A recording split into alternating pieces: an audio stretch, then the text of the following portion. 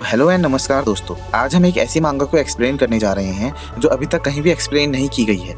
ये मांगा है एक लड़का और एक लड़की की, जिसमें लड़का लड़की की बॉडी में चला जाता है और फिर दूसरी दुनिया में जाकर उस दुनिया को बचाता है।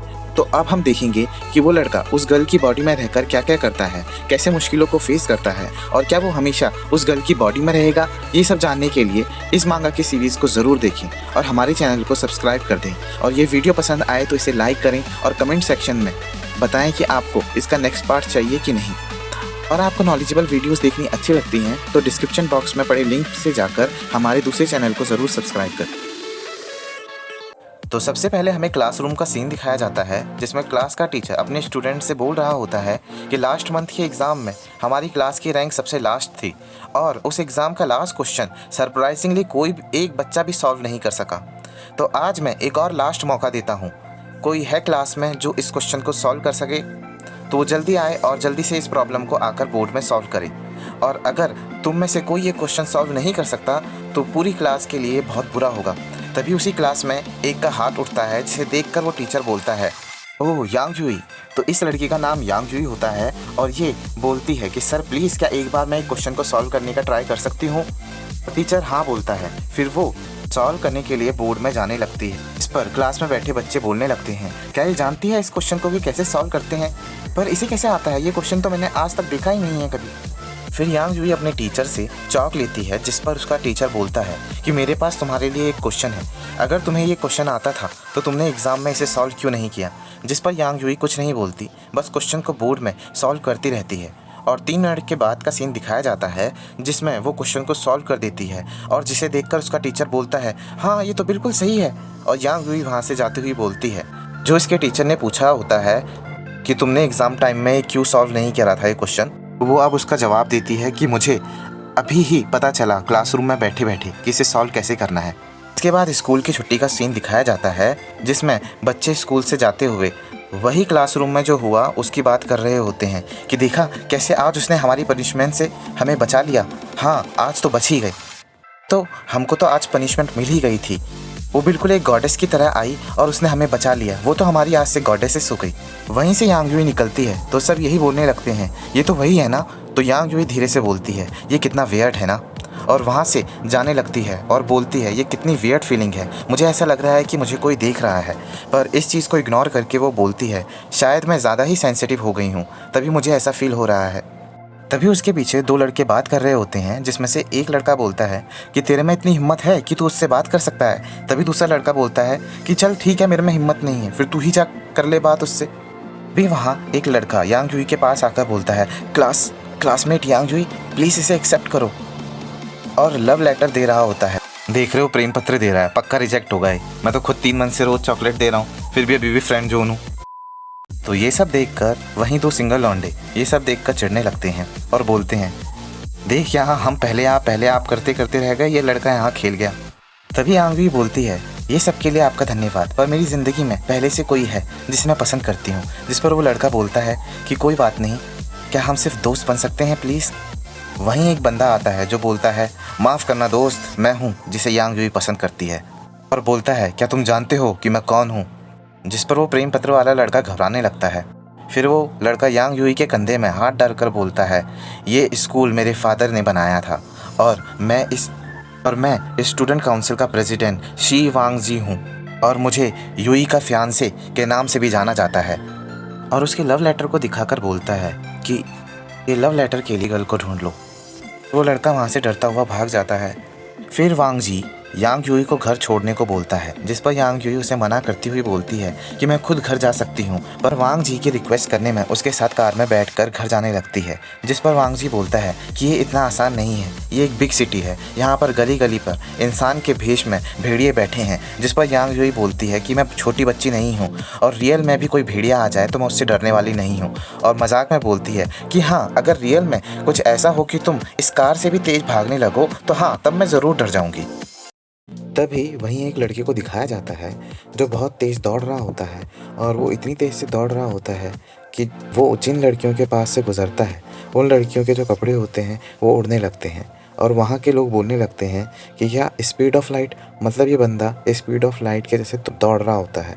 तो हमें बताया जाता है कि ये हमारे इस मानवा का मेन कैरेक्टर है और वो इतनी तेज़ से दौड़ते हुए वो बोलता है कि बस मैं उन्हें पकड़ने वाला हूँ, और वो बोलता है कि मैं तुम्हें तब तक फॉलो करूँगा जब तक ये रोड ख़त्म ना हो जाए।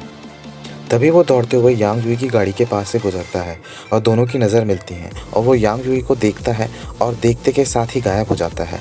तो यांग यूई बोलती है, मैंने अभी यहाँ किसी को देखा था और शायद मैं फिर से सेंसिटिव हो गई, और सर नीचे करके बैठ जाती है।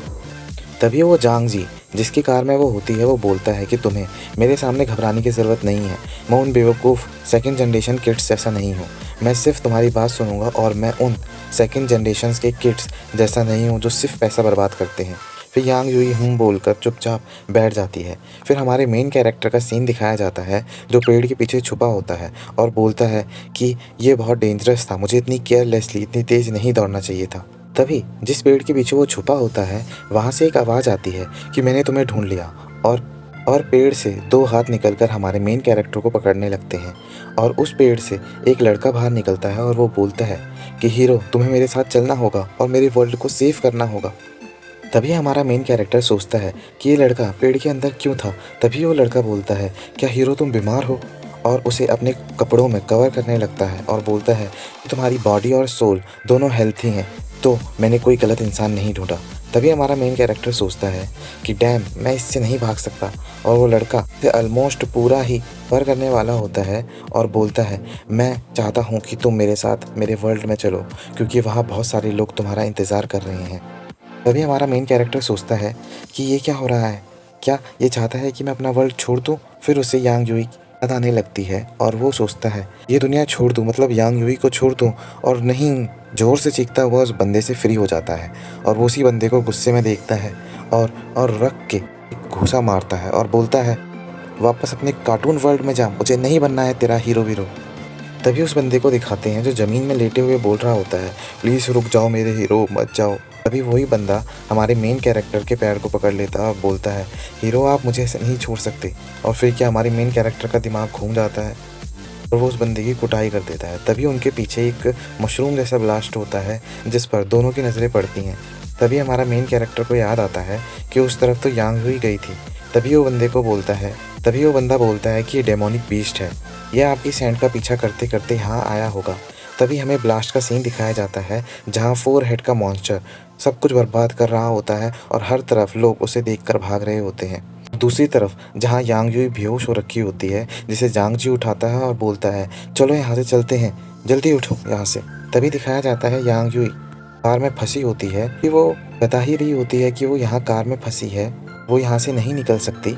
तभी उसी मॉन्स्टर का एक हेड उन दोनों पर हमला करने वाला होता है। तभी यांग यूई ये सब देखकर जांग जी से चिपकने लगती है, पर वो साइड में उसे करता हुआ सॉरी बोलता हुआ दूर हट जाता है, जिसे देखकर यांग यूई शॉक्ड हो जाती है। तभी हमें दिखाया जाता है उस मॉन्स्टर का अटैक फेल हो जाता है और यांग यूई जांग जी से पूछ रही होती है, क्या तुम ठीक हो या नहीं। तभी दूसरी साइड से उस मॉन्स्टर का दूसरा हेड यांग यूई पर अटैक करने वाला होता है। तभी वो सोचती है, क्या कोई मुझे बचाने आएगा या मैं यहीं मर रही हूँ। तभी हमारा मेन कैरेक्टर आकर उस मॉन्स्टर के हेड में आयरन रॉड को घुसा देता है, जिससे उस मॉन्स्टर के हेड से ब्लड आने लगता है। तभी यांग यूई सोचती है ये कौन है। तभी हमारा मेन कैरेक्टर हंसता हुआ उसे देखता है और बोलता है, चिंता मत करो, मैं तुम्हें ज़रूर बचा लूँगा।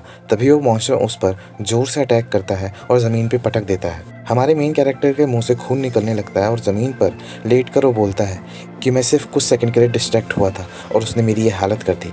तभी वहीं फंसी हुई यांग यूई बोलती है कि तुम मर नहीं सकते, कम से कम तुम अपना नाम बताओ कि तुम कौन हो। मरने से पहले मैं तुम्हारा नाम जानना चाहती हूँ। तो हमारा मेन कैरेक्टर यांग यूई का नाम लेते हुए उसके सामने खड़ा हो जाता है और बोलता है, यांग यूई, मेरा नाम यांग चुआन है।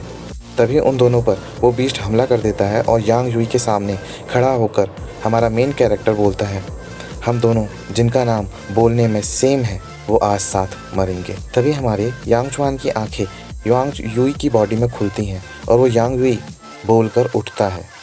जब वो उठता है तो उसे देखकर उसके आसपास के लोगों के प्राण हलक पर आ जाते हैं और वो बोलने लग जाते हैं, भूत भूत, ज़ॉम्बी ज़ॉम्बी।